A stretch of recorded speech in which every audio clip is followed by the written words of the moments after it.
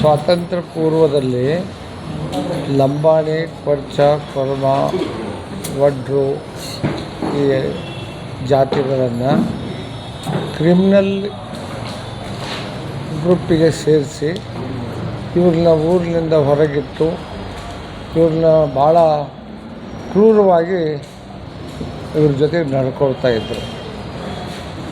ಆದ್ದರಿಂದ ಸ್ವಾತಂತ್ರ್ಯದ ನಂತರ ಡಾಕ್ಟರ್ ಬಾಬಾ ಸಾಹೇಬ್ರವರ ಸಂವಿಧಾನವನ್ನು ಆಧರಿಸಿ ಪ್ರಜಾಪ್ರಭುತ್ವದಲ್ಲಿ ಎಲ್ಲರೂ ಸಮಾನರು, ಬದುಕುವ ಹಕ್ಕು ಎಲ್ಲರಿಗೂ ಒಂದೇ, ಒಬ್ಬ ಮನುಷ್ಯನಿಗೆ ಒಂದೇ ಓಟು, ಅನೇಕದ ಸಂವಿಧಾನದ ಸೂತ್ರಗಳನ್ನು ಹಿಡಿದು ಇವತ್ತು ನಾವು ಪ್ರಜಾಪ್ರಭುತ್ವ ವ್ಯವಸ್ಥೆಯನ್ನು ಒಪ್ಪಿಕೊಂಡಿದ್ದೇವೆ.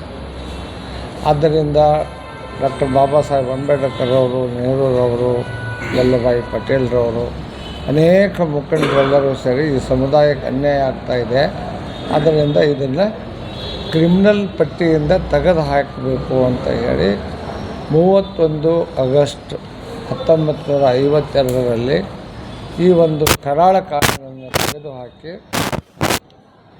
1947 15 ಸ್ವಾತಂತ್ರ್ಯ ಸಿಕ್ಕಿದ್ರೂ ಸಹಿತ ಈ ಸಮುದಾಯಗಳಿಗೆ ಸ್ವಾತಂತ್ರ್ಯ ಸಿಕ್ಕಿದ್ದು 1952 ಆಗಸ್ಟ್ 31ಕ್ಕೆ ಈ ಕಾನೂನನ್ನು ತೆಗೆದುಹಾಕಿ ನೀವು ಎಲ್ಲರಂತೆ ಬದುಕಬಹುದು ಅಂತ ಹೇಳಿ ಮುಖ್ಯವಾಹಿನಿಗೆ ಇವತ್ತು ಯಾರಾದರೂ ಆ ಲೀಡ್ರುಗಳು ಇದ್ದರೆ, ಇವತ್ತು ಎಲ್ಲಾದರೂ ಆ ಸಮುದಾಯ ಮುಂದುವರೆದಿದ್ರೆ ಇದಕ್ಕೆ ಈ ದಿವಸ ಕಾರಣ ಅನ್ನೋದನ್ನು ನಮ್ಮ ಅನಂತರವರು ಮತ್ತು ನನಗೂ ದಿಲ್ಲಿಯಿಂದ ಫೋನ್ಗಳು ಬಂದಿದ್ದವು, ಇದನ್ನೊಂದು ನೀವು ಕಾರ್ಯಕ್ರಮ ಮಾಡಿರಿ ಅಂಥೇಳಿ ನಮ್ಮ ಎಲ್ಲ ನಾಯಕರೆಲ್ಲರನ್ನು ಕೂಡಿಸ್ಕೊಂಡು ಸೇರಿ ಇವತ್ತು ಗಾಂಧಿ ಭವನದಲ್ಲಿ, ಅದು ವಿಶೇಷವಾಗಿ ಮಹಾತ್ಮ ಗಾಂಧೀಜಿಯವರ ಕನಸು ನನಸಾಗ್ತಕ್ಕಂಥ ಒಂದು ಇದರಲ್ಲಿ ಗಾಂಧಿ ಭವನದಲ್ಲಿ ಇವತ್ತು ಈ ಕಾರ್ಯಕ್ರಮವನ್ನು ಮಾಡಿದ್ದಾರೆ. ಎಲ್ಲ ನಮ್ಮ ಅಲೆಮಾರಿ ಜನಾಂಗದವರಾಗಿರ್ಬೋದು ಮತ್ತು ತುಳಿತಕ್ಕೊಳಗಾದಂಥವರು, ಕ್ರಿಮಿನಲ್ ಬ್ರ್ಯಾಂಚಿಗೆ ಸೇರಿದಂಥ ಎಲ್ಲ ನಾಯಕರುಗಳು ಕೂಡ ಬಂದು ಇವತ್ತೊಂದು ಒಳ್ಳೆಯ ಕಾರ್ಯಕ್ರಮ ಮಾಡಿದ್ದಾರೆ. ಈ ಕಾರ್ಯಕ್ರಮ ಪ್ರತಿ ವರ್ಷವೂ ಮಾಡಬೇಕು, ಆ ಸವಿ ನೆನಪನ್ನು ಉಳಿಸ್ಕೊಂಡು ಹೋಗಬೇಕು ಅಂತ ಒಂದು ತೀರ್ಮಾನ ಕೂಡ ತಗೊಂಡಿದ್ದೀವಿ.